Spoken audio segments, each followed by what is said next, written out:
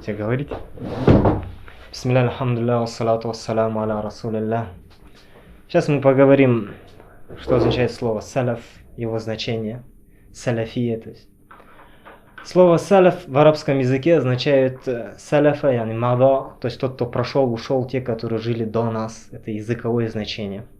Потом со временем, когда ислам стал распространяться, в исламе стали появляться новые идеи, мысли, течения и так далее, мусульманские ученые были вынуждены вывести такой термин, как салафия, то есть салафитский или салаф, то есть, или убеждение салафов, то есть убеждения тех, которые прошли. Причина этого то, что все мусульмане, независимо каких бы они религиозных убеждений не придерживались, они единогласны на том, что самый правильный ислам это был ислам, который был во время пророка Мухаммада, саллаллаху алейхи вассалям. И сподвижники, которые уверовали в него, саллаллаху алейхи вассалям, это были самые праведные люди на земле после пророков и посланников. И ученые назвали их поколение и поколения, которые за ними последовали с благом, назвали это поколение салаф, то есть предшественники, те, которые до нас жили. Но со временем появились люди, которые стали утверждать, что этот термин или эта секта салафи и так далее, это те, которые губят религию или распространяют ложь и так далее, что этот ярлык подходит только к террористам, заблудшим и так далее. Если обратиться к Корану, Всевышний Аллах похвалил первые поколения мусульман, сказал, что мухаджири и ансары, то есть мухаджири это те, которые переселились из Медины в Мекку, из Мекки в Медину, а ансары это коренные жители Медины. То есть эти две группы людей составляли основу исламского общества, то есть самого первого исламского общества. Поэтому все мусульмане согласны на том, что их убеждения, их дела были самыми чистыми.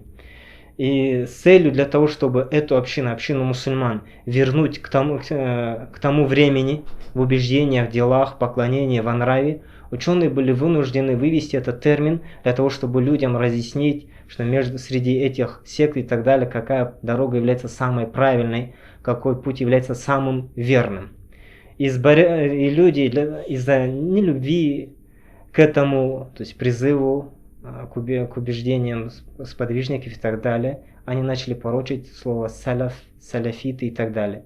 Потому что не найдется ни одного мусульманина, каких бы он убеждений не придерживался, чтобы он говорил, что сподвижники, они такие, они сякие, в них такие недостатки и так далее. То есть, когда человек впрямую не может оскорбить эти личности, авторитет которых в исламе непоколебим, им пришлось взять это слово, или современные люди, которые носят это имя, утверждают, что они на этом пути, они стали порочить их. Что касается некоторых деяний мусульман, как терроризм, взрывы и так далее, что люди утверждают, что это те люди, которые на убеждениях салафов или называют себя салафитами, то здесь между ними большая рознь. То есть если ты мысленно представишь, что если салаф это первое поколение мусульман, когда ты приписываешь этот грех к салафитам, то ты как будто косвенно этот грех приписываешь сподвижникам, что они это разрешали, что они дозволяли, что они это проповедовали, что это призывали. С этим не может согласиться ни один мусульманин, даже если он самый невежественный. Поэтому Всевышний Аллах поколение мусульман, которые придут позднее, сказал про них: «Валлазина джау мин ба'дихим якулуна раббана гфир лана валиихванина аллазина сабакуна биль иман валя таджаль фи кулубина гилля лиллазина аману». Те, которые пришли после них, говорят: «О Аллах, прости нам и нашим братьям, которые раньше нас уверовали». То есть те, которые уверовали раньше их, это были сподвижники. То есть праведные мусульмане сегодняшнего дня, они должны молиться за них, чтобы Аллах простил им их грехи. И то есть Всевышний дальше говорит: «Валя таджаль фи кулубина гилля лилладина аману», и не делай в нашем сердце ненависть к мусульманам. То есть когда человек порицает этот призыв, то он косвенно порицает сподвижников, как будто бы он питает ненависть к ним, даже если не к ним, то есть к их словам и делам, тем самым он не выходит из этого аята. А в этом аяте Аллах похвалил праведных мусульман, как будто этими действиями он сам себя исключил из числа праведных мусульман. Просим Всевышнего Аллаха, чтобы Аллах сделал нас всех праведными мусульманами, чтобы дал нам знание, чтобы мы разделили, кто действительно является салафитом, кто является действительно не салафитом, в ком действительно для общества есть вред, а в ком для общества нет вреда. Поэтому если люди будут слепо следовать за этими обвинениями, ярлыками и так далее, порицать этих людей, в конце концов это приведет к тому, что люди будут порицать свою же религию, ненавидеть свою же религию. И те люди, перед которыми откроется эта истина, то есть это будет, то есть получается, такие призывы могут разжечь вражду между мусульманами. Те, которые поняли религию, те, которые слепо следуют и не поняли. Поэтому во благо того, чтобы избежать конфликта среди мусульман, ненависть и так далее, мы должны всячески стараться доказывать, что первые мусульмане, поколения этих, их убеждения были очищены от терроризма, от сектантства, от ненависти к мусульманам, от желания то есть порождать конфликты, нечисть на земле. Ученые же, которые последовали за этим призывом, их тоже называют салафитскими учеными.